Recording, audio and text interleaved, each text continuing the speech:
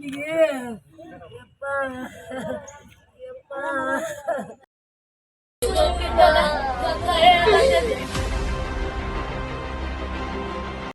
ಕೊಲೆಯಿಂದ ಇಡೀ ರಾಷ್ಟ್ರಾದ್ಯಂತ ಸುದ್ದಿಯಾಗಿದ್ದ ಹುಬ್ಬಳ್ಳಿ ಈಗ ಮತ್ತೆ ಅಂಥದ್ದೇ ಪ್ರಕರಣಕ್ಕೆ ಸಾಕ್ಷಿಯಾಗಿದೆ. ಹೌದು, ಪಾಗಲ್ ಪ್ರೇಮಿಯೊಬ್ಬ ತಾನು ಪ್ರೀತಿಸಿದ ಯುವತಿಯನ್ನೇ ಚಾಕುವಿನಿಂದ ಇರಿದು ಭೀಕರವಾಗಿ ಕೊಲೆ ಮಾಡಿದ ಘಟನೆ ಬುಧವಾರ ಹುಬ್ಬಳ್ಳಿಯ ವೀರಾಪುರ ಓಣಿಯಲ್ಲಿ ನಡೆದಿದೆ. ವೀರಾಪುರ ಓಣಿಯ 22 ವರ್ಷದ ಅಂಜಲಿ ಅಂಬಿಗೇರ ಎಂಬ ಯುವತಿಯೇ ಕೊಲೆಯಾದ ಯುವತಿ. ಕೊಲೆ ಮಾಡಿದ ಆರೋಪಿ ಈಕೆಯ ಪ್ರಿಯತಮ ವಿಶ್ವನಾಥ್ ಅಂತ ತಿಳಿದು ಬಂದಿದೆ. ಕಳೆದ 1 ವರ್ಷದಿಂದ ಇಬ್ಬರು ಕೂಡ ಪರಸ್ಪರ ಪ್ರೀತಿ ಮಾಡ್ತಿದ್ರು. ಆದ್ರೆ ಕಳೆದ 1 ವಾರದಿಂದ ಇಬ್ಬರ ನಡುವೆ ಕೆಲವು ವೈಯಕ್ತಿಕ ವಿಚಾರಕ್ಕೆ ಭಿನ್ನಾಭಿಪ್ರಾಯ ಬಂದಿತ್ತು ಎನ್ನಲಾಗಿದೆ. ಹೀಗಾಗಿ ಇಂದು ಬೆಳಗಿನ ಜಾವ ವಿಶ್ವನಾಥ್ ಅಂಜಲಿ ವಾಸವಿದ್ದ ಮನೆಗೆ ಬಂದವನೇ ಮಲಗಿದ್ದ ಅಂಜಲಿಯ ಕುತ್ತಿಗೆ ಹಾಗೂ ಹೊಟ್ಟೆಗೆ ಚಾಕುವಿನಿಂದ ಇರಿದು ಪರಾರಿಯಾಗಿದ್ದಾನೆ. ಘಟನೆಯ ಮಾಹಿತಿ ತಿಳಿಯುತ್ತಿದ್ದಂತೆ ಸ್ಥಳಕ್ಕೆ ಎಸ್ಪಿ ಬ್ಯಾಕ್ವರ್ಡ್ ಭೇಟಿ ನೀಡಿ ಪರಿಶೀಲನೆ ನಡೆಸಿದ್ದಾರೆ. ಒಟ್ಟಿನಲ್ಲಿ ಕಳೆದ ಹಲವು ದಿನಗಳಿಂದ ಹುಬ್ಬಳ್ಳಿಯಲ್ಲಿ ಕ್ರೈಂ ರೇಟ್ ಹೆಚ್ಚಳವಾಗುತ್ತಿದ್ದು, ಅದರಲ್ಲೂ ಪ್ರೀತಿಯ ವಿಚಾರಕ್ಕೆ ಯುವತಿಯರ ಕೊಲೆ ಆಗುತ್ತಿರುವುದು ಹುಬ್ಬಳ್ಳಿಯ ಜನತೆಯನ್ನ ಆತಂಕಕ್ಕೆ ಎಡೆ ಮಾಡಿದ್ದಂತೂ ಸುಳ್ಳು. ಬೆಳಗ್ಗೆ 5 ಗಂಟೆಗೆ ಬಂದು ಕೊಲೆ ಮಾಡಿದ್ರು. ಯಾರ ಪರಿಚಯ ಏನು ಆಗಿದ್ದ ಕಾರಣ ಇದ್ರಿ ಕಾರಣನೂ ಗೊತ್ತಿಲ್ಲ ನಮಗೆ. ಎಷ್ಟು ಗಂಟೆಗೆ ಆಗಿದ್ದೀರ? ಎಷ್ಟು ಗಂಟೆಗೆ ಆಗಿದ್ದೀರ? ಬೆಳಗ್ಗೆ 5:20 ಪರಿಚಯ ಅಂತ ಹುಡುಗ ಪರಿಚಯ ಇಲ್ಲ. ಹೆಂಗಾದ್ರಿ ಅದು ಕೊಲೆ? ಬಾಗ್ಲ ಬಡ್ದನ್ರಿ ಹೆಂಗಾತ ಬಾಗ್ಲ ಬಡ್ದಾರ್ರಿ. ಬಾಗ್ಲ ತೆಗ್ದೋರಿ, ನಮ್ಮ ಅಕ್ಕನ ತೆಗ್ದ, ಈಗ ಸತ್ಯಕ್ರಿ ಅಕ್ಕಿನ ತೆಗ್ದಾರಿ. ಬಾಗ್ಲ ತೆಗೆದಕ್ಕೆ ಇದು ಮಾಡ್ತೀವಿ.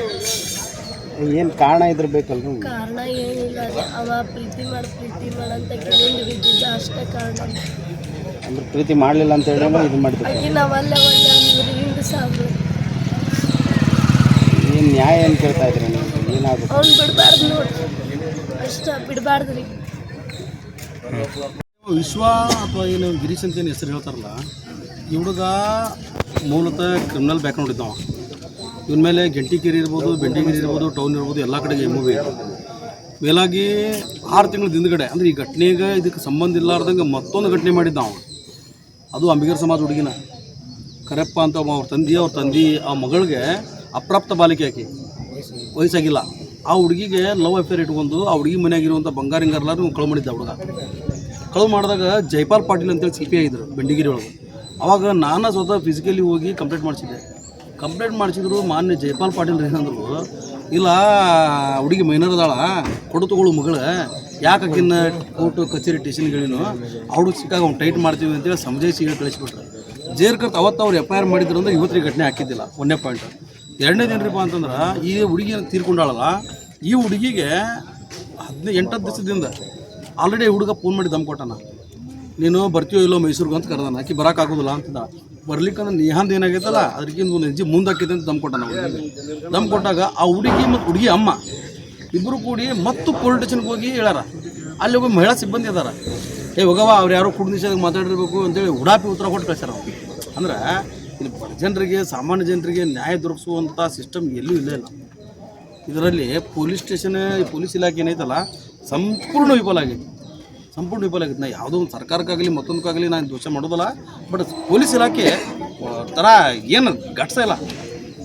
ಯಾರು ಒಂದು ಕಂಪ್ಲೇಂಟ್ ಕೊಡೋಕೆ ಬಂದಿರ್ತಾರೆ, ಹೌದೇನಮ್ಮ ಅಂತ ಇಮ್ಮಿಡಿಯೇಟ್ ಆ್ಯಕ್ಷನ್ ತೊಗೊಂಡ್ಬಿಟ್ರೆ ಈ ಘಟನೆನೇ ಆಗೋದಿಲ್ಲ ರೀ. ನಿಮ್ಮ ಪ್ರಕಾರ ಯಾವ ಥರ ಆ್ಯಕ್ಷನ್ ತೊಗೋಬೇಕು ಸರ್ ಪೊಲೀಸರು? ಯಾರೋ ಬರಲಿ, ಪೊಲೀಸ್ ಸ್ಟೇಷನ್ ಫಿರ್ಯಾದಿ ಕೊಡೋಕೆ ಬಂದಾಗ ಮೊದಲು ಫಿರ್ಯಾದಿ ತೊಗೊಳ್ಳೋಂಥದ್ದು ಕಲೀಲಿ ಪೊಲೀಸ್ ಇಲಾಖೆಯವರು. ಫಿರ್ಯಾದಿ ತೊಗೊಂಡ್ಮೇಲೆ ಸಂಬಂಧಪಟ್ಟಂಥ ಆರೋಪಿನ ಹಿಡಿದು ತರುವಂಥದ್ದು ವ್ಯವಸ್ಥೆ ಮಾಡಿ, ಅದು ಸರಿಯೋ ತಪ್ಪೋ ಆಮೇಲೆ ವಿಚಾರ ಮಾಡಿದ್ವಿ. ಆದ್ರೆ ಅವತ್ತು ಅದನ್ನು ಆ್ಯಕ್ಷನ್ ತೊಗೋರೇನೋ. ನಾನು ಈಗ ನೋಡ್ರಿ 6 ತಿಂಗಳ ಹಿಂದ್ಗಡೆ ನಾ ಹೇಳಿದಾಗೂ ಆ್ಯಕ್ಷನ್ ತೊಗೊಂಡಿಲ್ಲ ಇವರು. ಬೇಡ ನಾನು ಬಿಡ್ರಿ ಹೋಗ್ಲಿ. 15 ದಿವಸದ ಹಿಂದ್ಗಡೆ ಸ್ವತಃ ಹುಡುಗಿ ಮತ್ತು ಹುಡುಗಿ ಅಜ್ಜಿ ಹೋಗಿ ಪೊಲೀಸ್ ಸ್ಟೇಷನ್ಗೆ ಹೋಗಿ ಹಿಂಗಾಗೈತಿ, ಹಿಂಗೆ ದಮ್ ಕೊಟ್ಟನವ, ನಿಹಾಂದ್ ಹೊಡೆದಂಗೆ ಹೊಡಿತೀನಿ ಅಂತ ಹೇಳಿದಾಗೂ ಆ ಸಿಬ್ಬಂದಿ ತೊಗೊಂಡಿಲ್ಲ. ಮತ್ತು ಅಂಥವ್ರನ್ನೆಲ್ಲ ಸಸ್ಪೆಂಡ್ ಮಾಡ್ಬೇಕಲ್ಲ. ಆ ಯಾವ ಲೇಡೀಸ್ ಸಿಬ್ಬಂದಿ ಇದ್ರೆ ಸಸ್ಪೆಂಡ್ ಮಾಡ್ಬೇಕ್ರಿ. ಅವ್ರು ಹರಲ್ಲ ಡಿಪಾರ್ಟ್ಮೆಂಟಿಗೆ, ಅವರಲ್ಲ ಡಿಪಾರ್ಟ್ಮೆಂಟ್ ಅಂದ್ರೆ ಭಯನೇ ಇಲ್ಲಾರ್ದಂಗೆ ಆಗೈತಿ. ಮನಿ ಉಭಾಕ್ಕೆ ಹೊಡಿತಾನಪ್ಪ ಹುಡುಗ ಅಂತಂದ್ರೆ ಮತ್ತೆ ಎಲ್ಲಿ ಉಳಿತೇಳ್ರಿ ಕಾನೂನು ವ್ಯವಸ್ಥೆ? ಅವ್ರಿಗೇನು ಒಂದು 15 ದಿವಸ ಮುಂಚೆ ದಮ್ ಕೊಟ್ಟಿದ್ದಾನೆ. ದಮ್ ಕೊಟ್ಟನ್ರಿ ಫೋನ್ ಮುಖಾಂತರ ಕಾಲ್ ಹಿಸ್ಟ್ರಿ ಐತಿ. ಮತ್ತು ಒಳ್ಳೆ ಸಂಬಂಧಪಟ್ಟಂಥ ಕಚೇರಿಗೆ ಆ ಅಮ್ಮ ಮತ್ತು ಆ ಹುಡುಗಿ ಇಬ್ಬರು ಕೂಡ ಹೋಗಿ ಪೊಲೀಸ್ ಸಿಬ್ಬಂದಿಗೆ ಹೇಳಿ ಬಂದಾರ. ಒಬ್ರು ಯಾರೋ ಮಹಿಳಾ ಸಿಬ್ಬಂದಿ ಇದ್ರಂತ.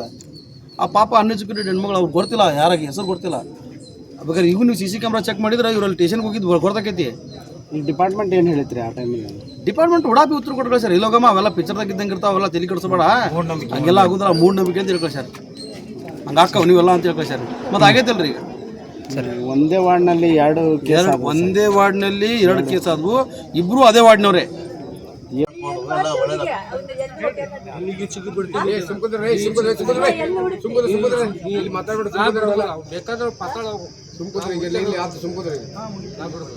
ಏನು ಮಾಡಿದ್ರಿ ನೀವು? ನನಗೇನು ಮಾಡಿದ್ರಿ ನೀವು? ನನಗೇನು ಮಾಡಿದ್ರಿ ನೀವು? ನನ್ನ ಹೆಂಡತಿ ಕಾಕು ನಾ ಇಷ್ಟೆಲ್ಲ ಆಗೋತಾದೆ.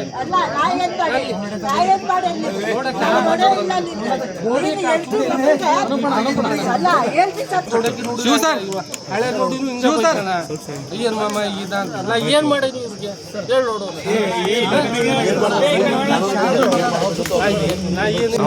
ನಮ್ಮ ಹುಡುಗಿ ಹೇಳಿಲ್ಲ, ನಾನು ಹುಡುಗಿ 2 ಸಲ ಹೊಡೆದಿಲ್ಲ. ನಿಮ್ಮ ಹುಡುಗಿ ಏನೋ ಹೇಳಿದ್ಲ, ಅವ್ನು ಈ ಥರ ನಿಮ್ಗೆ ಕಾಟ ಕೊಡ್ತಿದ್ದಾನೆ ಅಂತ ನಿಮ್ಮ ಮುಂದೆ ನೀವು ಅವು ಹೇಳಿದ್ದು ನಮ್ಮ ಅತ್ತೆಯರ ಅಂದ್ರೆ ಹುಡುಗ ಸರಿ ಇಲ್ಲ, ಹುಡುಗ ಸರಿ ಬೇಡ ಅಂತೇಳಿ ಹಂಗಾದ್ರೆ ನೀವು ಕರೆದು ಮಾತಾಡೋನು ಏನಾನು ಮಾತಾಡೋದು 4 ಮಂದಿ ನಮ್ಮ ಕಣ್ಣ ಅಲ್ಲಿ ಹೋಗಿ ಮಾತಾಡ್ಸೋದು. 4 ದಿನ ಮುಂಚೆ ಕೊಲೆ ಮಾಡ್ತಾನೆ ಅಂತ ಹೇಳಿದಂತ ಪೊಲೀಸ್ ಸ್ಟೇಷನ್ ಕೊಟ್ಟಿದ್ದು ಹೋಗಿದ್ರಂತಲ್ಲ, ಪೊಲೀಸ್ ಸ್ಟೇಷನ್ಗೆ ಹೋಗಿದ್ರು ನಿಮ್ಮ ಮಗಳ.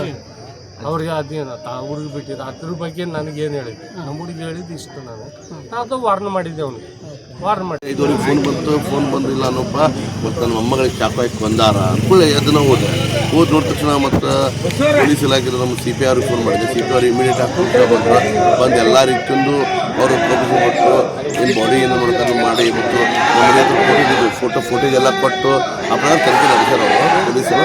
ನಮ್ಗೆ ಒಂದೇ ಬೇಜಾರು, ನಮ್ಗೆ ಈ ರೀತಿ ಘಟನೆಗಳು ಆಗ್ಬಾರ್ದು. ಗವರ್ಮೆಂಟ್ ಆದ್ಮೇಲೆ ಒಂದು ಎಕ್ಸಾಂಪಲ್ ಆದಂಗೆ ಆಗ್ತವ್ರಿಗೆ ಎಲ್ಲರಿಗೂ ಮರ್ಡರ್ ಮಾಡೋಕೆ ಒಂದು ಹುಡುಗಿಗೆ ರಕ್ಷಣೆ ಕೊಡಲಾರಂಥ ಕಾನೂನು ಐತಿ. ನಿಮ್ಗೆ ಗೊತ್ತಿಲ್ಲ, ಈ ಸರ್ಕಾರ ಬಂದೈತಿ. ನಾವು ಒಂದು ಮರ್ಡ್ರುಗಳು ತುಂಬ ಆಗ್ತಾ ಇದ್ದಾವೆ. ಮತ್ತು ಈಗಿನ ವಿಷಯ ನೋಡ್ಬೇಕಂದ್ರೆ ಆ ಹುಡುಗ ಎಷ್ಟು ಒಳಗೆ ಕಲ್ಮಶ ಇರ್ಬೇಕು ಅವನಿಗೆ. ಒಂದು ಅವರು ಒಂದು ಹುಡುಗಿ ಬಂದು ಲವ್ ಫ್ರೆಂಡ್ಶಿಪ್ ಅವ್ರ ಬಗ್ಗೆ ಪೂರ್ತಿ ಮಾಹಿತಿ ಇಲ್ಲ. ಮರ್ಡರ್ ಮಾಡೋಕೆ ಒಂದು ಮನುಷ್ಯರ ಹೆಂಗೆ ಹೋಗ್ತು, ಎಷ್ಟು ದೇವ್ರು ಹೊತ್ತು ಹುಟ್ಟಿಸ್ತಂತೂ ಕೊಲ್ಲಕ್ಕೆ ದೇವ್ರ ಕಡೆ ಹೋಗ್ತಾರೆ, ದೇವ್ರಿಗೆ ಬರ್ದಿಲ್ಲ.